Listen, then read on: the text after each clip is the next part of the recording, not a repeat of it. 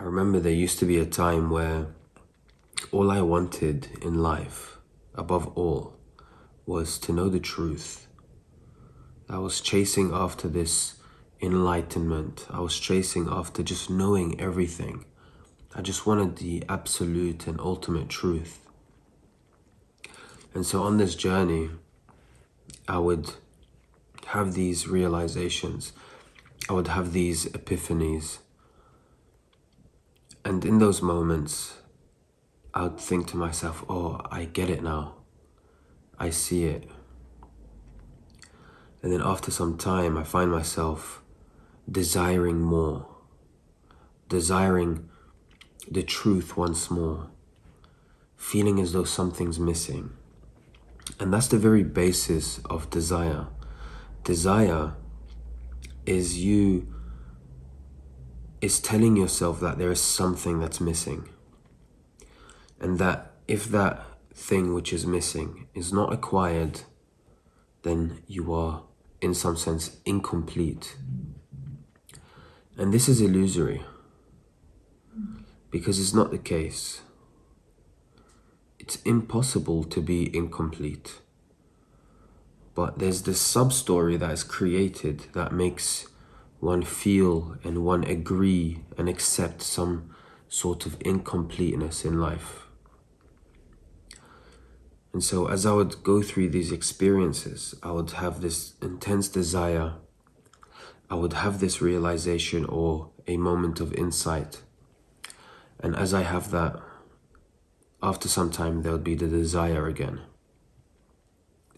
And so I was going through these cycles, and I'm sure many of you guys may be able to relate.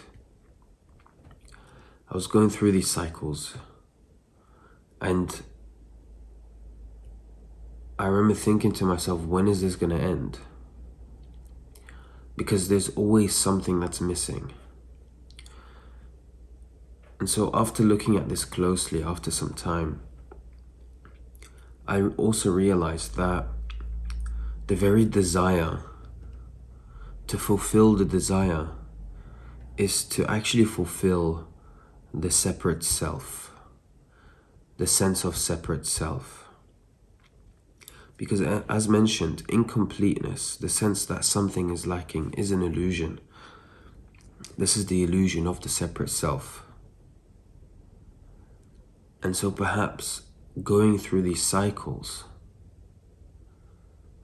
I noticed that these cycles are the indication and the realization that the separate self will never be fulfilled. It can never be complete. And so to put this in a nutshell, you can say that all of suffering comes from desire.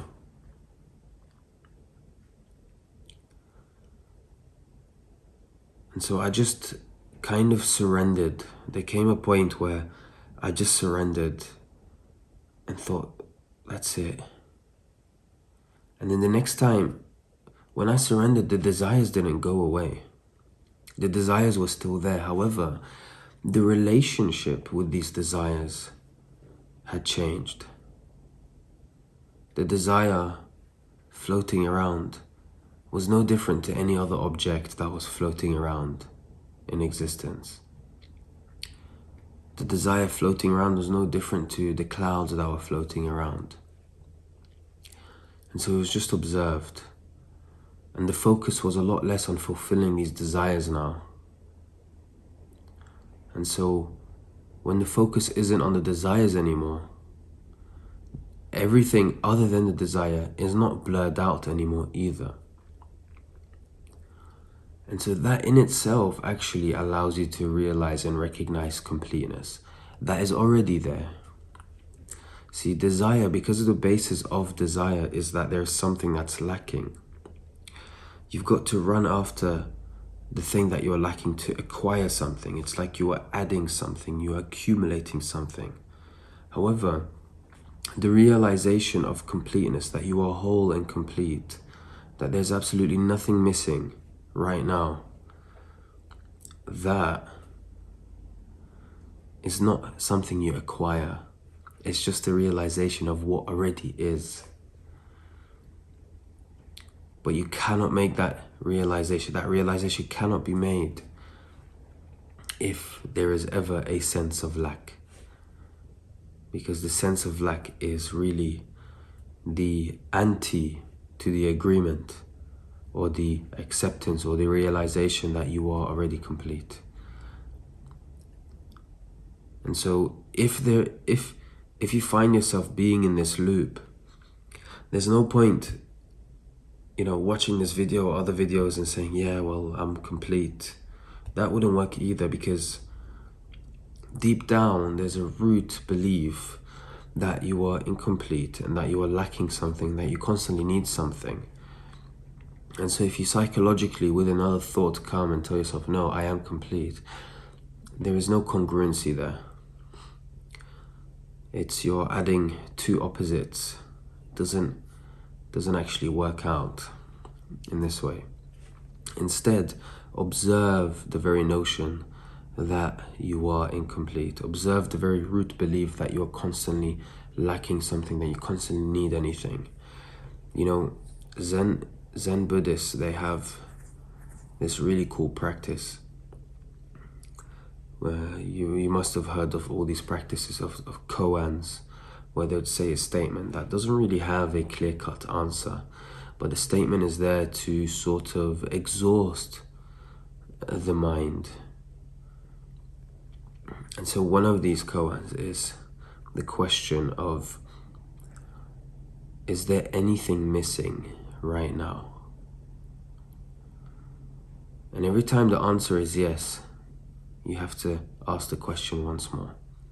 Is there anything missing right now?